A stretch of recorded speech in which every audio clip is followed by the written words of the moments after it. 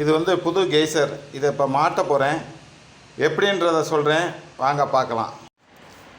ஒரு அட்டையை எடுத்து பின்பக்கமாக இப்படி வச்சு ஒரு பென்சில் வச்சு இப்படி மார்க் பண்ணிக்கோங்க. எங்கே ஓட்ட போகிறீங்களோ இப்படி அட்டையை வச்சு மார்க் பண்ணிக்கோங்க. அப்போ தான் செவுத்தில் வச்சு பண்ணுறதுக்கு ஈஸியாக இருக்கும். செவுத்தில் ஓட்ட போடணும். அதுக்கு இந்த அட்டை ஏற்கனவே மார்க் பண்ணியிருக்கோம்ல, அதை வச்சு அப்படியே செவுத்தில் வச்சு அப்படியே உங்களுக்கு வேணுங்கிற இடத்துல மார்க் பண்ணிக்கோங்க. மார்க் பண்ண இடத்துல ட்ரில்லிங் மிஷின் வச்சுக்கோங்க. அப்படியே 2 ஓட்டை, இந்த பக்கம் ஒரு ட்ரில்லு, அந்த சைடு ஒரு ட்ரில்லு.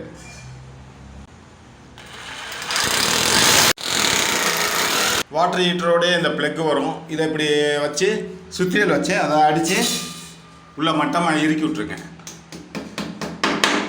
ப்ளக்கை கரெக்டாக வைங்க. வச்சு சுத்தியல் வச்சு அடிச்சிட்டிங்கன்னா உள்ளே போய் கரெக்டாக இருக்கும். அவ்வளோதான்.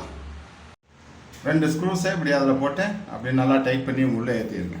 இது 3 லிட்ரு வாட்டர் ஹீட்ரு. நம்ம ஸ்க்ரூஸில் வந்து அப்படி உள்ளே மாட்டிக்கிட்டு ஃபோட்டோ ஃப்ரேமில் மாட்டுற மாதிரி அப்படி மாட்டிக்கிட்டு நிப்பாட்டினீங்கன்னா முடிஞ்சு போச்சு. அவ்வளோதான். வாட்டர் ஹீட்டரை வந்து வால் மவுண்ட் பண்ணிட்டோம். இப்போ ஓஸ் எப்படி மாட்டுறதுன்னு சொல்கிறேன் பாருங்கள். அந்த ஓஸ் மாட்டுறதுக்கு முன்னாடி இந்த கீழே இருக்குது பார்த்தீங்களா, இந்த டம்மி கேப்பு, இது புதுசில் வரும். இதை அப்படி கழட்டிடுங்க. 2டையுமே கழட்டிடுங்க. இன் அவுட்டுன்னு கீழே மார்க் பண்ணியிருப்பாங்க, அதையும் பார்த்துருங்க ஒரு பார்வை.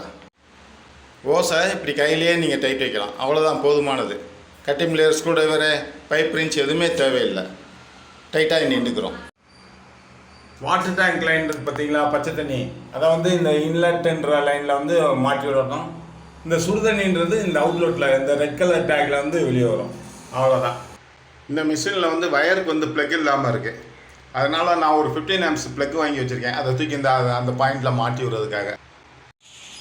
வயரை சீவி இப்போ அந்த 3 பின் டாப்பை வந்து மாட்டிட்டோம்.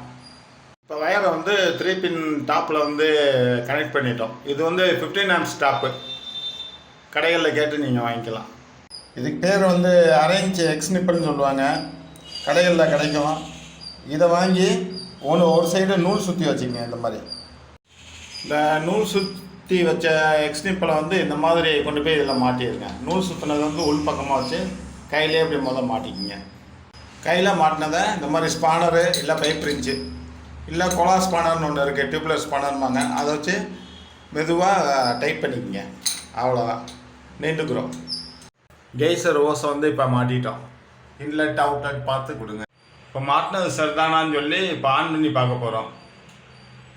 வேலை செய்து பார்த்தீங்களா, அவ்வளோதாங்க வேலை.